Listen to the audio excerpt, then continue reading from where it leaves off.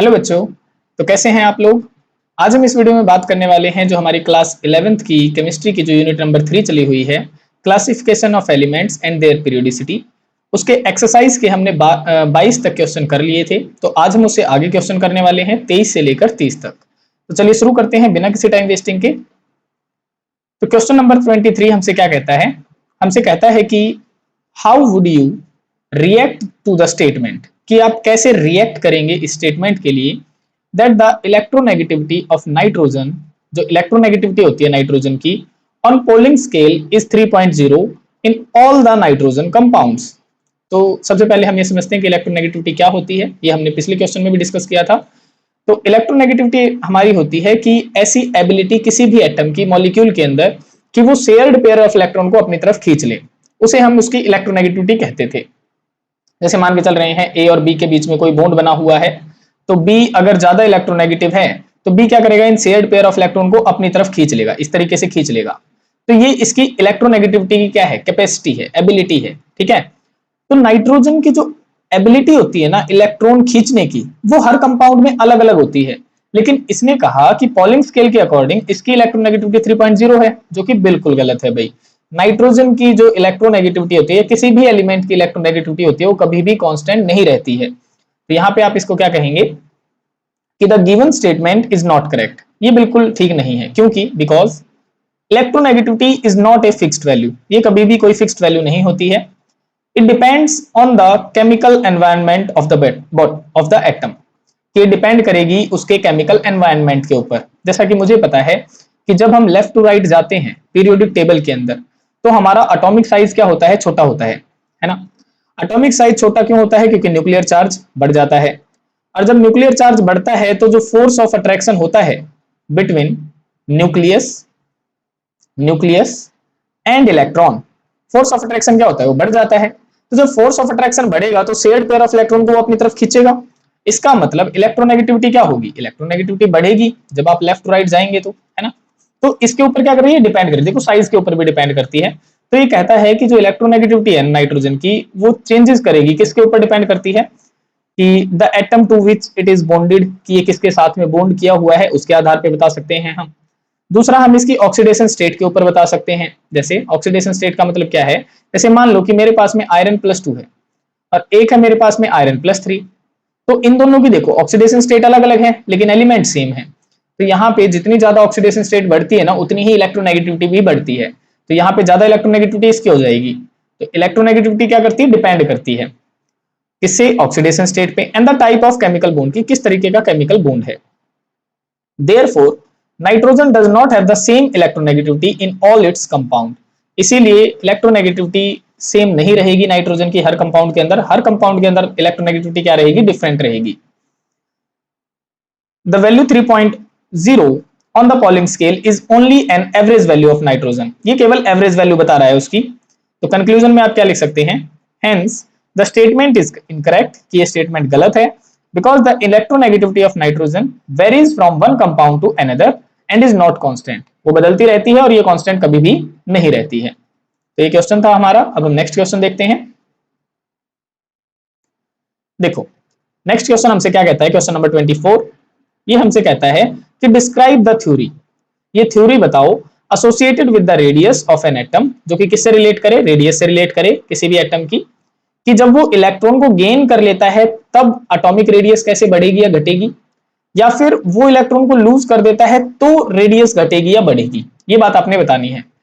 तो यहां पे देखो एक छोटी सी बात याद रखना कि जो अनायन होता है ना, अनायन, जैसे जैसे अनायन का चार्ज बढ़ता जाता है, जैसे मैं कहूं कि मेरे पास में है ऑक्सीजन 2 नेगेटिव है, नाइट्रोजन मेरे पास में 3 नेगेटिव है, तो जैसे जैसे मतलब नेगेटिव चार्ज बढ़ता है एलिमेंट्स का, वैसे वैसे उसका साइज भी बढ़ता है, वैसे वैसे उसका साइज बढ़ता है, इसका मतलब रेडियस बढ़ती है। लेकिन अगर मैं कटायन के केस में देखूंगा ना, कटायन कटायन के केस में जैसे मैं कह दूं कि मेरे पास में Na पॉजिटिव है, मेरे पास में मैग्नीशियम 2 पॉजिटिव है, तो प्लस चार्ज जितना बढ़ता है ना, जितना प्लस चार्ज बढ़ता है, इसका मतलब है साइज क्या होता है, छोटा होता है, यानी रेडियस क्या होती है, छोटी होती है। तो ये बात आपने ध्यान रखनी है, ठीक है। तो अब यहाँ पे क्या कहता है कि जब कोई एटम इलेक्ट्रॉन गेन करेगा, यानी पहले पॉइंट को हम एक्सप्लेन कर रहे हैं, तो क्या होगा, देखो when an atom gains one और मोर इलेक्ट्रॉन, जब कोई एटम एक या एक से ज्यादा इलेक्ट्रॉन गेन कर लेता है, it forms a negative ion, वो क्या बना लेगा, नेगेटिव आयन बना लेगा। जैसे यहाँ पे एग्जांपल में भी दिखा रखा है हमने कि क्लोरीन था, इसने एक इलेक्ट्रॉन लिया होगा तब जाके Cl नेगेटिव बना होगा। The number of electrons increases, अब क्या होगा, नंबर ऑफ इलेक्ट्रॉन इंक्रीज हो चुके होंगे। कैसे, देखो क्लोरीन ने क्या किया होगा, एक इलेक्ट्रॉन लिया होगा तब जाके Cl नेगेटिव बना होगा। अब क्लोरीन 17 नंबर पे आता है, ठीक है, तो पहले अगर आप देखेंगे तो क्लोरीन में 17 तो प्रोटॉन होंगे अंदर की तरफ, और बाहर इलेक्ट्रॉन कितने मिलेंगे, तो बाहर इलेक्ट्रॉन मिलेंगे 17 ही इलेक्ट्रॉन मिलेंगे, अंदर 17 प्रोटॉन मिलेंगे।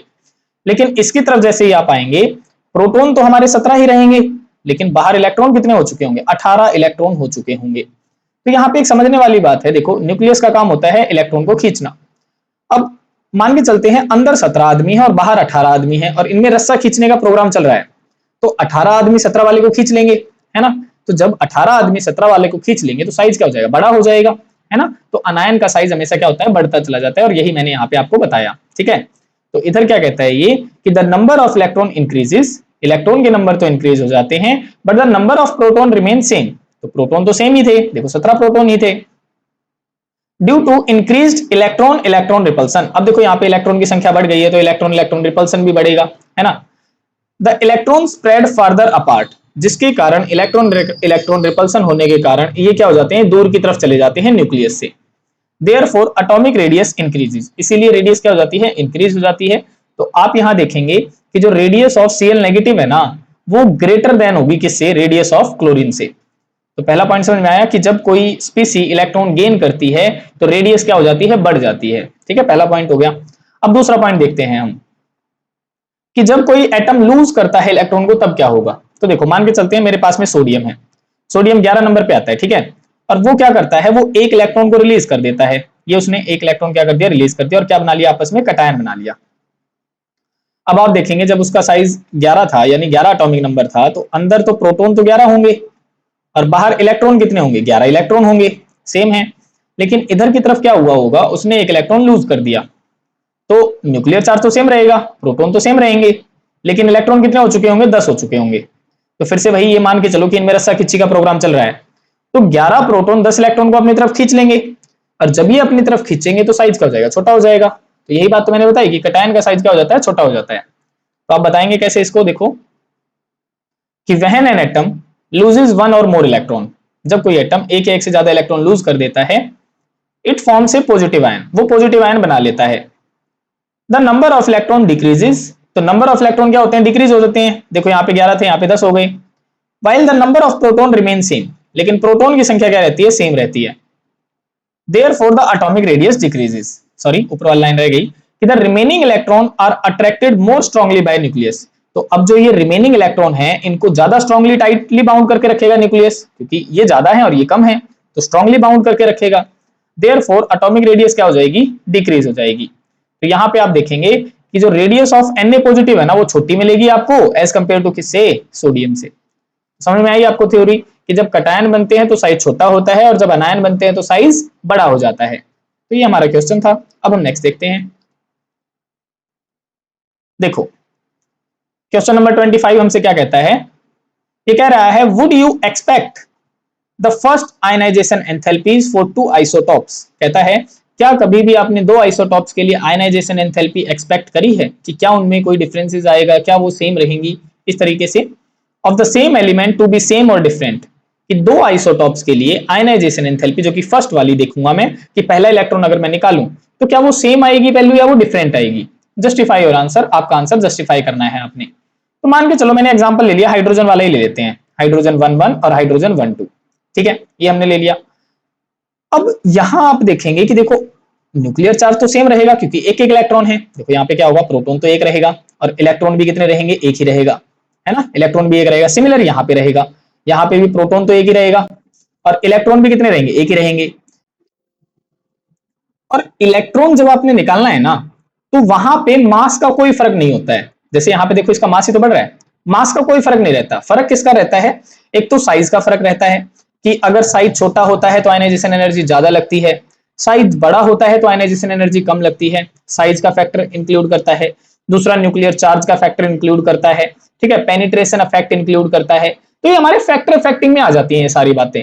लेकिन मास का कोई फर्क नहीं पड़ता है। तो आप देखेंगे कि आइसोटॉप्स चाहे एक हो, चाहे दो हो, चाहे तीन हो, उनके पास में से जब फर्स्ट आयनाइजेशन एनर्जी आप लगाएंगे ना तो वो सेम रहेगी। तो आपने लिखना कैसे है, यहाँ पे आप लिखेंगे कि the first ionization enthalpies of two isotopes of the same element are about the same.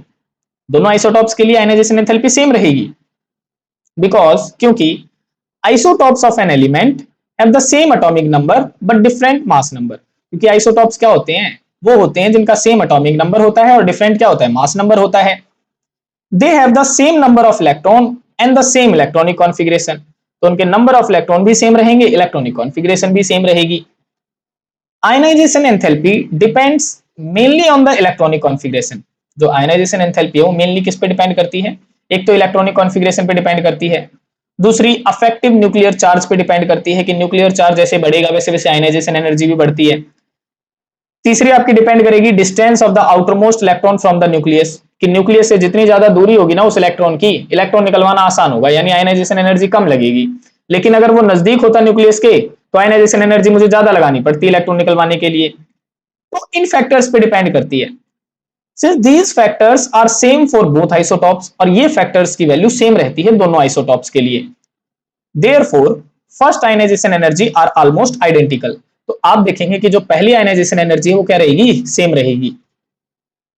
The difference in mass has negligible effect on ionization energy. तो ये जो डिफरेंस आ रहा है ना, मास का जो डिफरेंस आ रहा है उसका कोई फर्क नहीं पड़ता है आयनाइजेशन एंथैल्पी के ऊपर। तो कंक्लूजन में आप क्या लिखेंगे, therefore the first ionization enthalpy of two isotopes of the same element are nearly same। ठीक है, तो ऐसे आपने आंसर करना था। अब हम नेक्स्ट क्वेश्चन देख लेते हैं। देखो नेक्स्ट क्वेश्चन में हमसे क्या कहता है कि what are the major differences between metals and non metals, कि इन दोनों में क्या डिफरेंसेस है मेटल्स और नॉन मेटल्स में। ये तो आपका क्लास 10th का क्वेश्चन है, तो इसमें आ गया है एक्सरसाइज के अंदर, तो हम इसको एक्सप्लेन कर देते हैं। तो इसमें क्या कहता है मेजर डिफरेंसेस में, मेटल्स में कहता है कि मेटल्स लूज इलेक्ट्रॉन इजीली, कि जितने भी मेटल्स होते हैं ना वो इलेक्ट्रॉन डोनेट करना पसंद करते हैं। भाई कैसे, आप देखेंगे कि पहले ग्रुप के अंदर हमारे एलिमेंट हैं lithium, sodium, potassium, rubidium, caesium, है ना, ये वाले एलिमेंट हैं। आप देखेंगे लिथियम भी एक इलेक्ट्रॉन लूज करना पसंद करता है, सभी इसके अंदर एक इलेक्ट्रॉन लूज करना पसंद करेंगे। और जब आप देखेंगे दूसरे ग्रुप के अंदर आप जाएंगे जिसमें हमारे एलिमेंट हैं बेरिलियम, मैग्नीशियम, कैल्शियम, स्ट्रोंसियम, बेरियम, ये वाले एलिमेंट हमारे दूसरे ग्रुप के अंदर, आप देखेंगे ये भी दो इलेक्ट्रॉन डोनेट करना पसंद करते हैं। तो यहां से हमें पता चला कि मेटल तो इलेक्ट्रॉन लूज करना पसंद करते हैं, लेकिन जो हमारे नॉन मेटल्स होते हैं, जैसे कि हम ग्रुप नंबर 17 का एग्जांपल ले लेते हैं जिसमें हमारे हेलोजेंस होते हैं, जैसे फ्लोरीन, क्लोरीन, ब्रोमीन, आयोडीन, ये क्या करते हैं, ये इलेक्ट्रॉन लेना पसंद करते हैं। इसलिए आप देखेंगे इन पे -1 चार्ज दिखेगा आपको। तो यहीं पे आप याद रखेंगे कि मेटल्स लूज कर देते हैं इलेक्ट्रॉन इजीली और नॉन मेटल्स क्या कर लेते हैं, गेन कर लेते हैं इलेक्ट्रॉन इजीली। सेकंड पॉइंट में कहता है कि they have low ionization enthalpies, कि मेटल अगर आसानी से इलेक्ट्रॉन लूज कर रहे हैं, तो लूज अगर आसानी से कर रहे हैं तो आयनाइजेशन एंथैल्पी मुझे कम लगानी पड़ेगी। अगर वो मुश्किल से लूज करते तो मुझे ज्यादा आयनाइजेशन एनर्जी लगानी पड़ती है ना। तो इनकी क्या होती है, लो आयनाइजेशन एनर्जी होती है, लेकिन इनकी क्या होती है, इनकी हाई आयनाइजेशन एंथैल्पी होती है, क्योंकि डोनेट करना थोड़ी पसंद करते हैं, तो लेना पसंद करते हैं, इसीलिए इनकी हाई वैल्यू होती है। थर्ड में कहता है दे हैव लो इलेक्ट्रोनेगेटिविटी। तो ये तो हमने पढ़ा था कि जब हम लेफ्ट टू राइट जाते हैं तो इलेक्ट्रोनेगेटिविटी क्या होती है, बढ़ती है। तो मेटल से हम इधर जाएंगे तो इलेक्ट्रोनेगेटिविटी बढ़ेगी, तो इनकी क्या होगी, इनकी तो कम होगी मेटल्स वालों की। देखो पीरियोडिक टेबल के अंदर जब हम लेफ्ट टू राइट जाते हैं तो हम नॉन मेटल्स की तरफ जाते हैं, तो यहाँ पे इलेक्ट्रोनेगेटिविटी क्या होती है, बढ़ती है जब आप लेफ्ट टू राइट जाते हैं। तो इसका मतलब मेटल्स की इलेक्ट्रोनेगेटिविटी क्या होगी, लो होगी, और इनकी इलेक्ट्रोनेगेटिविटी क्या होगी, हाई होगी, है ना। नेक्स्ट पॉइंट में कहता है कि they generally have low electron gain enthalpy, कि इनकी जो इलेक्ट्रॉन लेने की क्षमता होती है ना मेटल्स की, वो तो लो होगी। अभी अभी बताया ना कि ये तो डोनेट करना पसंद करते हैं, तो इनकी एबिलिटी क्या होती है, लो होती है इलेक्ट्रॉन गेन करने की। इसीलिए इनकी वैल्यू किस में आती है, लेस नेगेटिव में आती है, क्योंकि हमने बताया था इलेक्ट्रॉन गेन एंथैल्पी में कि जो इलेक्ट्रॉन आसानी से एक्सेप्ट कर लेता है उसकी वैल्यू जाती है नेगेटिव में, लेकिन जो एलिमेंट इलेक्ट्रॉन मुश्किल से ऐड करता है उसकी वैल्यू जाती है पॉजिटिव में। तो ये क्या कर रहे हैं, ये तो एक्सेप्ट करते ही नहीं है, नहीं करते हैं तो इनकी वैल्यू लेस नेगेटिव होगी, और ये एक्सेप्ट कर लेते हैं इसलिए इनकी इलेक्ट्रॉन गेन एंथैल्पी की वैल्यू मोर नेगेटिव में होगी। नेक्स्ट पॉइंट में आप बताएंगे दे फॉर्म पॉजिटिव आयंस, यानी कटायंस बना लेते हैं। तो देखो यहाँ पे सभी ने कटायन बना रखे हैं, लेकिन ये क्या बनाते हैं, नेगेटिव आयंस बना लेते हैं, यानी अनायन। तो देखो यहाँ पे सभी ने अनायन बनाए थे, है ना। नेक्स्ट ये कहता है कि अगर ये मेटल्स है ना तो ये गुड कंडक्टर होंगे, हीट के भी और इलेक्ट्रिसिटी के भी। लेकिन ये क्या होते हैं, ये पुअर कंडक्टर होते हैं, हीट के भी और इलेक्ट्रिसिटी के भी। और अगर ये मेटल है तो ये मेलिएबिलिटी प्रॉपर्टी शो करेंगे, डक्टाइल प्रॉपर्टी शो करेंगे और लस्ट्रस होंगे। देखो मेलिएबल क्या होती है, जब आप मेटल को हथौड़ी से मारते हैं ना तो उसकी चादर बन जाती है, तो ये जो चादर बनने की प्रॉपर्टी होती है वो होती है मेलिएबल। और डक्टाइल क्या होता है, जब आप किसी मेटल को हथौड़ी से मारते हैं और उसकी तार बना लें आप, तो तार बनाने वाली प्रॉपर्टी होती है हमारी डक्टाइल। और लस्ट्रस प्रॉपर्टी होती है जिसमें शाइनिंग आती है, जैसे गोल्ड हो गया, सिल्वर हो गया, है ना, स्टील हो गया, इनमें क्या होती है, चमक होती है। तो ये हमारी प्रॉपर्टीज होती हैं। लेकिन नॉन मेटल्स क्या होते हैं, ब्रिटल होते हैं। ब्रिटल का मतलब है कि जब आप उसे हथौड़ी से मारेंगे तो वो चूर चूर हो जाएगा। जैसे नमक की डली आपने देखी होगी, उसे आप हथौड़ा मारेंगे तो वो टूट जाएगी, है ना, तो उस प्रॉपर्टी को कहते हैं ब्रिटल। अच्छा, नॉन डक्टाइल होंगे, इनकी तार नहीं बना सकते आप। नॉन लस्ट्रस होंगे, इनमें चमक नहीं होती है।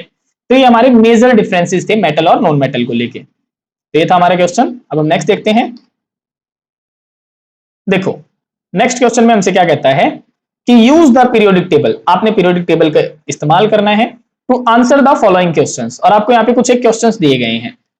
सबसे पहले क्वेश्चन के अंदर कहता है कि आइडेंटिफाई करो ऐसे एलिमेंट को with 5 electrons in the outer subshell, कि ऐसी सबसेल को फाइंड आउट करो जिसमें 5 इलेक्ट्रॉन होंगे आपके, ठीक है, बाहरी सबसेल में।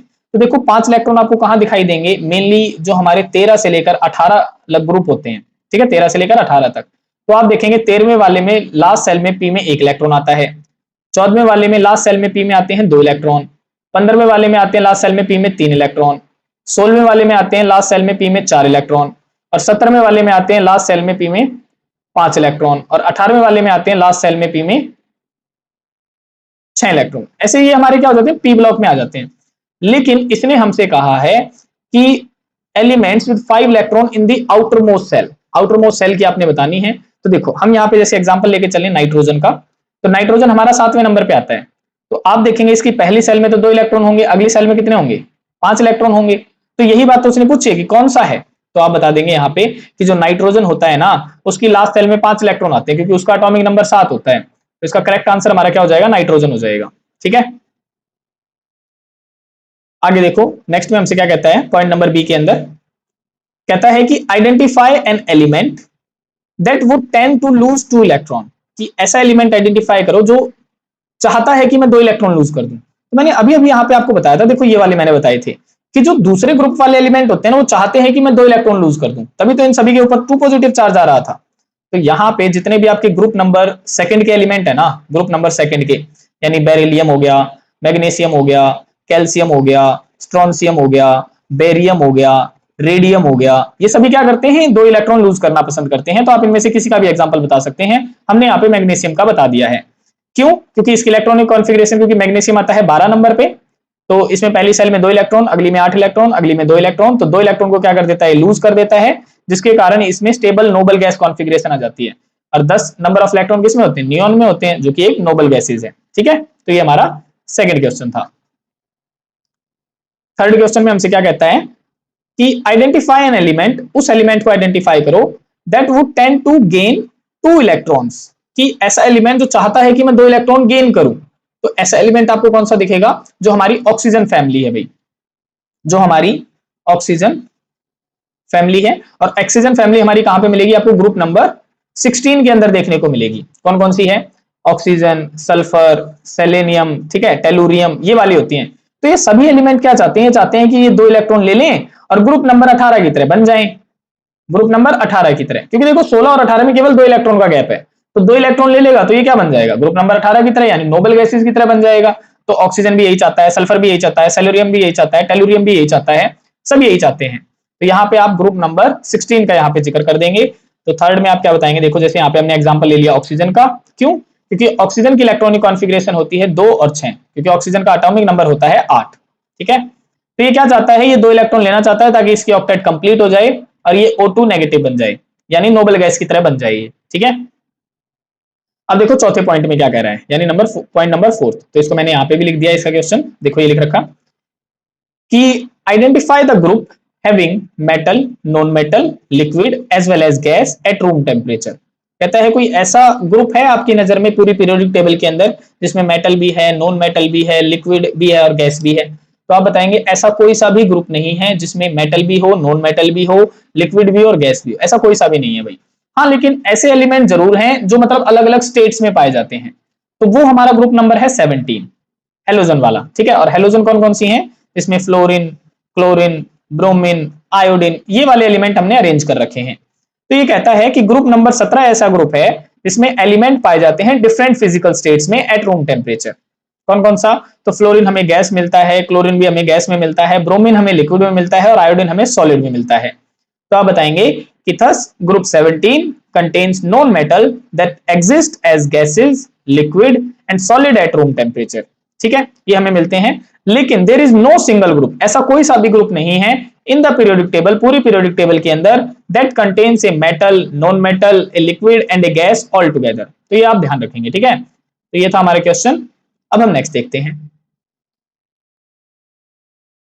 देखो नेक्स्ट क्वेश्चन में हमसे क्या कहता है, हमसे कहता है कि the increasing order of reactivity among group 1, कि जो ऑर्डर ऑफ रिएक्टिविटी है ना ग्रुप 1 के अंदर, तो ग्रुप 1 में हमारे कौन कौन से एलिमेंट होते हैं, तो ये हमारे एलिमेंट होते हैं lithium, sodium, potassium, rubidium, caesium, francium, ये हमारे एलिमेंट होते हैं। तो अब आप देखेंगे कि जब आप नीचे की तरफ जाते हैं ना, तो एटॉमिक साइज क्या होता है, बढ़ता है, और एटॉमिक साइज बढ़ता है इसका मतलब न्यूक्लियर चार्ज क्या होता है, कम होता है। इसका मतलब आउटर मोस्ट सेल से इलेक्ट्रॉन निकलवाना क्या होगा, आसान होगा, है ना, यानी इजीली इलेक्ट्रॉन रिमूव हो जाएंगे, इजीली इलेक्ट्रॉन रिमूव हो जाएंगे। तो अगर इजीली इलेक्ट्रॉन रिमूव हो गए तो आयनाइजेशन एनर्जी हमारी क्या हो जाती है, ये तो कम हो जाती है ना। और तो आयनाइजेशन एनर्जी अगर कम हो गई तो रिएक्टिविटी क्या हो जाएगी, रिएक्टिविटी तो बढ़ जाएगी, रिएक्टिविटी क्या हो जाती है, फिर बढ़ जाती है। देखो रिएक्टिविटी से मतलब है कि ये रिएक्ट कैसे करेंगे, तो रिएक्ट तो तभी होता है ना जब इलेक्ट्रॉन का आदान प्रदान होता है, इलेक्ट्रॉन का आदान प्रदान होने के लिए इलेक्ट्रॉन निकलने भी चाहिए। तो जब आप डाउन द ग्रुप जाते हैं तो आयनाइजेशन एनर्जी कम हो जाती है, क्योंकि इसीलिए रिएक्टिविटी बढ़ जाती है। तो आप देखेंगे सबसे ज्यादा रिएक्टिव फ्रांसियम होगा, फिर सीजियम होगा, फिर रुबिडियम होगा, फिर पोटासियम होगा, फिर सोडियम होगा, फिर लिथियम होगा, ऐसा होगा, है ना। लेकिन ये कहता है कि जब आप ग्रुप 17 की बातें करते हैं तो हमारा रिएक्टिविटी ऑर्डर ऐसा होता है। तो ग्रुप 17 में हमारे कौन कौन से एलिमेंट आते हैं भाई, तो यहाँ पे लिख लेते हैं, ग्रुप 17 में आते हैं हमारे फ्लोरीन हो गया, क्लोरीन हो गया, ब्रोमीन हो गया, आयोडीन हो गया। ठीक है, अब देखो मैं यहाँ पे एक बात बता दूं आपको कि जो रिएक्टिविटी होती है ना, रिएक्टिविटी होती है इलेक्ट्रॉन के आदान प्रदान से, यानी कोई एलिमेंट चाहता है मैं इलेक्ट्रॉन डोनेट कर दूं, ये उसके लिए रिएक्टिविटी होगी, और कोई एलिमेंट चाहेगा कि मैं इलेक्ट्रॉन ले लूं, उसके लिए लेना रिएक्टिविटी होगी। तो आपने देखा ग्रुप नंबर फर्स्ट में तो इलेक्ट्रॉन देना पसंद कर रहे हैं, डोनेट करना पसंद कर रहे हैं, है ना। लेकिन ग्रुप नंबर 17 वाले क्या चाहते हैं, सभी चाहते हैं कि मैं एक इलेक्ट्रॉन ले लूं और किसकी तरह बन जाऊं, ग्रुप नंबर 18 की तरह बन जाऊं। तो सभी एक इलेक्ट्रॉन लेना चाहते हैं, सभी एक इलेक्ट्रॉन क्या करते हैं, लेना चाहते हैं। तो यहां पे क्या होता है, जब आप डाउन द ग्रुप जाते हैं ना, जब आप डाउन द ग्रुप जाते हैं तो पॉसिबिलिटी वही है, एटॉमिक साइज बढ़ेगा, एटॉमिक साइज बढ़ेगा तो हमारा जो न्यूक्लियर चार्ज है वो क्या होगा, न्यूक्लियर सॉरी एटॉमिक साइज क्या होता है, बढ़ता है, तो न्यूक्लियर चार्ज क्या होता है, कम होता है। तो न्यूक्लियर चार्ज जब कम होता है तो ये तो इलेक्ट्रॉन लेना पसंद कर रहे हैं, तो इलेक्ट्रॉन जो एक्सेप्ट करना होता है ना, इलेक्ट्रॉन एक्सेप्ट करना क्या हो जाता है, मुश्किल हो जाता है। यहाँ पे इलेक्ट्रॉन एक्सेप्ट करना क्या हो जाता है भाई, मुश्किल। क्यों हो जाता है मुश्किल इलेक्ट्रॉन एक्सेप्ट करना, क्योंकि साइज बढ़ रहा है, और साइज बढ़ रहा है तो न्यूक्लियस की आउटर मोस्ट सेल के ऊपर जो फोर्स ऑफ अट्रैक्शन लगनी चाहिए थी ना, वो कम हो जाती है। और जब फोर्स ऑफ अट्रैक्शन कम हो जाएगी इलेक्ट्रॉन और न्यूक्लियस के बीच में, तो साइज क्या हो जाएगा, साइज छोटा हो जाएगा और इलेक्ट्रॉन लेना मुश्किल हो जाएगा, क्योंकि इलेक्ट्रॉन आ नहीं पाएगा, क्योंकि न्यूक्लियस उसको अट्रैक्ट नहीं कर पा रहा है, इसीलिए इलेक्ट्रॉन नहीं जुड़ेगा, इसीलिए मुश्किल हो जाता है इलेक्ट्रॉन एक्सेप्ट करना। ठीक है, इसीलिए रिएक्टिविटी का ऑर्डर घट जाता है और फ्लोरीन की ज्यादा रिएक्टिविटी देखने को मिलेगी आपको। समझ रहे हो बातों को, क्योंकि साइज क्या हो रहा है, बड़ा हो रहा है, साइज बड़ा होने के कारण इलेक्ट्रॉन आसानी से नहीं जुड़ पाता है, क्योंकि न्यूक्लियस का इतना फोर्स ऑफ अट्रैक्शन नहीं बन पाता है उस पे ऊपर। लेकिन जब साइज छोटा होता है तो न्यूक्लियस का फोर्स ऑफ अट्रैक्शन ज्यादा होता है, इसीलिए इलेक्ट्रॉन आसानी से जुड़ जाता है। तो यहाँ पे जुड़ने से रिलेटेड हम देख रहे हैं, ठीक है, इसीलिए फ्लोरीन की रिएक्टिविटी यहाँ पे ज्यादा दिखाई गई है। तो आपने इसको लिखना कैसे है, तो आप लिखेंगे कि जो फर्स्ट एलिमेंट की जो ग्रुप नंबर फर्स्ट है उसका जो रिएक्टिविटी ऑर्डर था वो ये था। ठीक है, क्यों, क्योंकि group one element have only one valence electron, क्योंकि उन सभी के वैलेंस में एक इलेक्ट्रॉन था। As we move down the group, जैसे जैसे हम डाउन द ग्रुप जा रहे थे एटॉमिक साइज बढ़ रहा था, बिल्कुल बढ़ रहा था। The outer most electron become farther from the nucleus, तो जैसे जैसे एटॉमिक साइज बढ़ेगा जो आउटर मोस्ट इलेक्ट्रॉन है वो तो दूर की तरफ जाता जाएगा, है ना, बिल्कुल। The attraction of nucleus for the valence electron decreases, इसीलिए न्यूक्लियस की जो आउटर मोस्ट सेल के ऊपर जो इलेक्ट्रॉन था उससे अट्रैक्शन क्या हो जाएगी, कम हो जाएगी, डिक्रीज हो जाएगी, क्योंकि साइज बढ़ गया है। Therefore, the electron is removed more easily, इसीलिए इलेक्ट्रॉन आसानी से निकल जाएगा। Hence the reactivity increases down the group, इसीलिए रिएक्टिविटी डाउन द ग्रुप क्या हो रही है, बढ़ रही है। तो ये हमारा ऑर्डर आ गया। लेकिन अब 17वें ग्रुप के लिए आप क्या लिखेंगे, तो इसके लिए आपने लिखना है कि रिएक्टिविटी ऑफ ग्रुप 17 एलिमेंट इस तरीके से ऑर्डर आएगा, बिकॉज एक्सप्लेनेशन में आप क्या लिखेंगे कि group 17 element have 7 valence electron, कि ग्रुप 17 के पास में सभी के लास्ट में 7 वैलेंस इलेक्ट्रॉन होते हैं। They need 1 electron to complete their octet, और वो चाहते हैं कि एक इलेक्ट्रॉन मिल जाए ताकि उनकी ऑक्टेट कंप्लीट हो जाए। ऑक्टेट का मतलब होता है 8 इलेक्ट्रॉन बन जाए, 7 वैलेंस में है, एक और आ जाएगा 8 बन जाएंगे, यानी नोबेल गैस की तरह वो बन जाएंगे। As we move down the group, जैसे जैसे हम डाउन द ग्रुप जाते हैं एटॉमिक साइज बढ़ जाता है। The attraction of nucleus for an incoming electron decreases, तो जो न्यूक्लियस का इनकमिंग इलेक्ट्रॉन के ऊपर फोर्स ऑफ अट्रैक्शन जो होता है वो कम हो जाता है, इसीलिए वो जुड़ नहीं पाता आसानी से, तो इलेक्ट्रॉन डिक्रीज हो जाता है उनका force of attraction. Therefore tendency to gain an electron decreases, तो इलेक्ट्रॉन गेन करने की क्षमता घट जाती है। Hence the reactivity decreases down the group, इसीलिए रिएक्टिविटी क्या हो रही होती है, घट रही होती है इस केस में।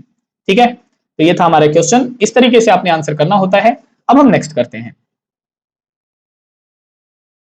देखो नेक्स्ट क्वेश्चन हमारे पास में कि right the general electronic configuration, आपने जनरल इलेक्ट्रॉनिक कॉन्फ़िगरेशन बतानी है किसकी, एस ब्लॉक की, पी ब्लॉक की, डी ब्लॉक की और एफ ब्लॉक की। तो यहां पे देख लेते हैं क्या होती है। देखो एस ब्लॉक की जनरल इलेक्ट्रॉनिक कॉन्फ़िगरेशन होती है NS1 2 2, यानी NS में या तो 1 इलेक्ट्रॉन आएगा या फिर 2 इलेक्ट्रॉन आएगा, जहां पे N की वैल्यू हमारी रहती है 1 to 7, 1 से लेकर 7 तक रहती है, क्योंकि 1 से लेकर 7 तक पीरियड तक हमारे एस ब्लॉक के एलिमेंट फैले हुए हैं। ठीक है, तो यहां तक रहती है, और एस में हमारे 1 से 2 इलेक्ट्रॉन आ सकते हैं। तो या तो आप इस तरीके से याद रख लें कि NS में 1 और NS में 2 होती है, ये है, या फिर NS1 to 2 याद रख लें। पी ब्लॉक के लिए आप क्या याद रखेंगे, तो पी ब्लॉक के लिए आप याद रख सकते हैं NS2 और NP1 to 6, ऐसे आप याद रख सकते हैं। NP यहाँ पे N आएगा। ठीक है, तो या तो आप ऐसे याद रखें NS2 NP1 to NS2 NP6, या तो आप ऐसे याद रख लें। ठीक है, और इसके लिए N की वैल्यू हमारी रहती है 2 to 7, और ये N की वैल्यू क्या बताती है, N की वैल्यू बताती है पीरियड के बारे में, कि N की वैल्यू क्या रहेगी पीरियड के लिए। ठीक है, और डी ब्लॉक की हमारी इलेक्ट्रॉनिक कॉन्फ़िगरेशन रहती है हमारी N-1, डी के अंदर 1 to 10 इलेक्ट्रॉन होते हैं और NS के अंदर 1 to 2 इलेक्ट्रॉन होते हैं। ठीक है, तो ये हो जाती है हमारी इसके लिए, और N की वैल्यू हमारी क्या रहती है, तो डी ब्लॉक के एलिमेंट हमारे स्टार्ट होते हैं 4th पीरियड से। ठीक है, तो N की वैल्यू 4 to 7 रहती है, ये बात आप ध्यान रखेंगे। ठीक है, तो यहाँ पे हो गया हमारा डी ब्लॉक के लिए। और एफ ब्लॉक के लिए हमारी जनरल इलेक्ट्रॉनिक कॉन्फ़िगरेशन होती है N-2, एफ के अंदर 1 to 14 होते हैं, N-1, डी के अंदर हमारे जनरली 0 to 2 रहते हैं, और NS2 हो जाएगा। ठीक है, तो यहाँ पे 0 to 2 लग लेना भाई आप। ठीक है, तो ये हमारी एफ ब्लॉक के लिए इलेक्ट्रॉनिक कॉन्फ़िगरेशन होती है, जहां पे N की वैल्यू हमारी 6 to 7 रहती है, क्योंकि एफ ब्लॉक के एलिमेंट हमारे कहां से निकाले गए हैं, छठा और सातवां जो पीरियड हमारा वहां से निकाले गए हैं। तो या तो आप इस तरीके से लिख सकते हैं या आप इस तरीके से लिख सकते हैं, जैसे मैंने लिखवाया, आपकी मर्जी है। ठीक है, तो ये था हमारे क्वेश्चन। अब हम नेक्स्ट क्वेश्चन करते हैं।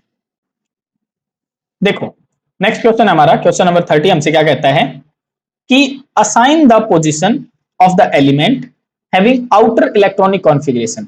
हमें आउटर इलेक्ट्रॉनिक कॉन्फ़िगरेशन दे रखी है, जैसे NS2 NP4 for n is equal to 3, N-1 D2 NS2 for n is equal to 4, and third दे रखी है हमें N-2 Fp7 N-1 D1 NS2 for n is equal to 6 in the periodic table. तो हमने इनकी position बतानी है कि कहां है, और हमने एलिमेंट को भी आइडेंटिफाई करना है यहाँ पे। ठीक है, तो मेनली तो वो हमसे पोजीशन ही पूछ रहा है, एलिमेंट हमसे नहीं पूछ रहा है। ठीक है, तो हमारा सबसे पहला क्या है, NS2 NP4 for n is equal to 3, तो n की वैल्यू उसने हमें दे रखी है, तो n की वैल्यू हम क्या करेंगे, इसमें पुट कर देंगे। तो जैसे ही हमने n की वैल्यू इसमें पुट करी, हमारी इलेक्ट्रॉनिक कॉन्फ़िगरेशन बन जाती है 3s2 और 3p4। देखो ये बन गई 3s2 3p4। अब यहाँ पे हमने क्या देखा कि जो हमारा सबसे हाईएस्ट नंबर है वो क्या है, 3 है, तो 3 है, तो ये क्या बन जाता है, ये हमें बताता है पीरियड के बारे में। तो यहां से मुझे पता चला कि पीरियड तो हमारा 3 होगा। देखो हाईएस्ट प्रिंसिपल क्वांटम नंबर क्या है, 3 है, तो इसने बताया ना 3 है, तो 3 है, तो ये पीरियड हो गया हमारा, यानी थर्ड पीरियड की बात चल रही है। अब आप देखेंगे कि इनमें वैलेंस इलेक्ट्रॉन कितने हैं, तो देखो पी में 4 हैं और एस में 2 हैं, तो टोटल इलेक्ट्रॉन कितने हो गए, 6। वैलेंस इलेक्ट्रॉन कितने हैं, फिर 6 इलेक्ट्रॉन है। तो ये जो 6 इलेक्ट्रॉन किसमें आते थे, तो हम बताते थे ये तो ग्रुप नंबर 16 में आएंगे, है ना। तो ग्रुप नंबर 16 में हमारे 6 इलेक्ट्रॉन आ जाते हैं वैलेंस सेल में। और ग्रुप नंबर 16 हमारी कौन सी थी, तो आप बताएंगे ये तो हमारी ऑक्सीजन फैमिली थी भाई, ऑक्सीजन फैमिली थी, फैमिली। तो अगर आपको ऐसे फर्क समझ में नहीं आ रहा है तो वैलेंस इलेक्ट्रॉन उसने जैसे ये बताया कि वैलेंस शेल में 6 हैं, तो आप ऑक्सीजन का एग्जांपल ले सकते हैं। ऑक्सीजन कितने पे आता है? 8 में। तो आप देखेंगे 1s2 2s2 2p4 हो जाएगा, है ना। तो देखो ये तो आ रही है इसके लिए, सेकंड सेल में आ रहा है, लेकिन ये तो सेकंड जो सेकंड पीरियड है उसके लिए आता है, लेकिन थर्ड पीरियड में हमारा कौन सा आ जाएगा? तो सल्फर आ जाता है ना। तो सल्फर में आप देखेंगे ना तो यहाँ पे 3s2 और 3p4 आपको लिखा हुआ दिखाई देगा, ठीक है। तो इधर हमारे वैलेंस इलेक्ट्रॉन 6 हैं, इसका मतलब है कि ग्रुप नंबर कौन सा है? 16 है। ऑक्सीजन फैमिली हो गई हमारी। तो लास्ट इलेक्ट्रॉन एंटर किस में कर रहा है? पी ब्लॉक में कर रहा है। तो यहां से मुझे पता चल गया कि पी ब्लॉक है। तो यहां से देख लेते हैं हम पीरियोडिक टेबल के बारे में अगर देखें तो पीरियड नंबर उसने हमें क्या बताया? थर्ड। तो ये रहा हमारा पीरियड नंबर थर्ड, और ग्रुप नंबर 16 बताया, तो ये रहा ग्रुप नंबर 16। तो ये हमारा एलिमेंट आ रहा है इसके अंदर। तो ये कौन सा एलिमेंट है? सल्फर है, ठीक है। तो यहाँ पे आप बता देंगे कि एलिमेंट कौन सा रहेगा हमारा? सल्फर। पीरियड थर्ड है, ग्रुप 16 है, पी ब्लॉक है, एलिमेंट हमारा सल्फर हो गया है।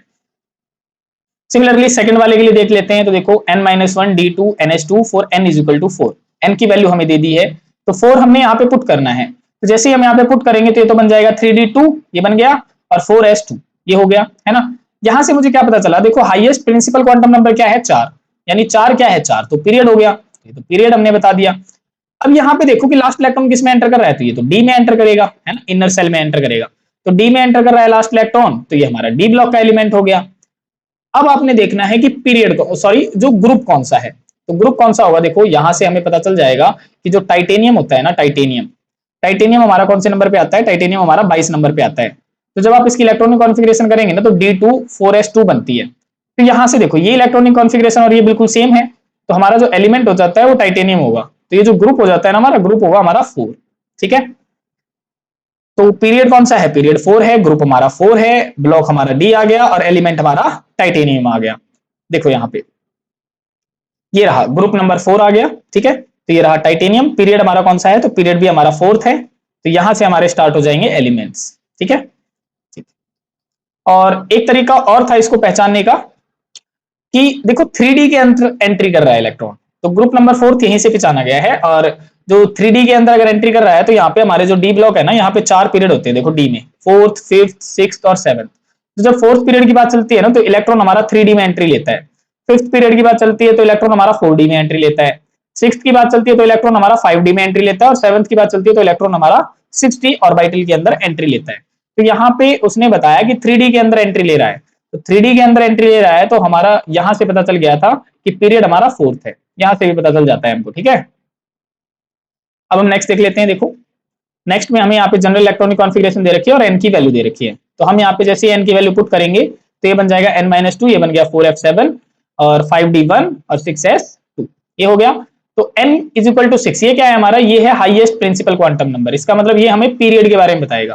तो 6th हमारा पीरियड है, तो 6th हमारे पीरियड में हमारे कौन से एलिमेंट फिल करे गए होंगे? लेंथेनॉइड्स फिल करे गए होंगे भाई, लेंथेनॉइड। और अगर 7th आ जाता तो 7th में हमारे एक्टिनॉइड्स फिल करे जाते हैं। और वैसे हमें यहां से भी पता चल गया था कि F के अंदर इलेक्ट्रॉन आ रहे हैं, तो F आ रहे हैं, तो लेंथेनॉइड की इलेक्ट्रॉनिक कॉन्फ़िगरेशन 4f में इलेक्ट्रॉन एंटर करता है। और एक्टेनॉइड की अगर बात आए तो इलेक्ट्रॉन 5f में एंट्री लेता है। तो यहां से भी हमें पता चल गया था। तो लेंथेनॉइड्स का एलिमेंट है, लास्ट इलेक्ट्रॉन F ब्लॉक के अंदर एंटर कर रहा है, इसे पता चल गया कि ये लेंथेनॉइड सीरीज का है। अब देखो F में आ रहे हैं 7 इलेक्ट्रॉन, तो 7 इलेक्ट्रॉन आ रहे हैं, तो यहां से पता चलता है कि ये गैडोलियम एलिमेंट है। देखो पीरियड देख लेते हैं। तो यहाँ पे जब आप देखेंगे ना तो 4f में इसमें आता है 1, फिर 2, फिर 3, फिर 4, फिर 5, फिर 6, फिर 7। तो 7 में गैडोलियम पे आ रहे हैं हम, है ना। तो गैडोलियम पे आ रहे हैं, इसीलिए एलिमेंट हमारा गैडोलियम हो गया। तो पोजीशन क्या रही? पीरियड 6 रहा, ब्लॉक F रहा, सीरीज हमारी लेंथेनॉइड रही, ठीक है। तो ये थे हमारे क्वेश्चन 22 से लेकर, सॉरी 23 से लेकर कहां तक किए हमने? 30 तक क्वेश्चन किए। आशा है आपको सारे क्वेश्चन समझ में आ गए होंगे। अगर आपको कोई भी डाउट रहता है तो आप हमें कमेंट सेक्शन में बता सकते हैं। और जिस भी वीडियो पे, जिस भी टॉपिक पे आपको पहले वीडियो चाहिए होती है तो वो भी आप हमें सजेस्ट कर सकते हैं ताकि हम उसके ऊपर वीडियो बना सकें। तो आज के लिए इतना ही। आशा है आपको सारी चीजें पसंद आई होंगी, सारी वीडियोस आपको पसंद आ रही होंगी हमारी। तो अगर आप चैनल पे नए हैं तो चैनल को लाइक कीजिए, शेयर कीजिए और सब्सक्राइब कीजिए। मिलते हैं नेक्स्ट वीडियो में, तब तक के लिए बाय बाय, टेक केयर।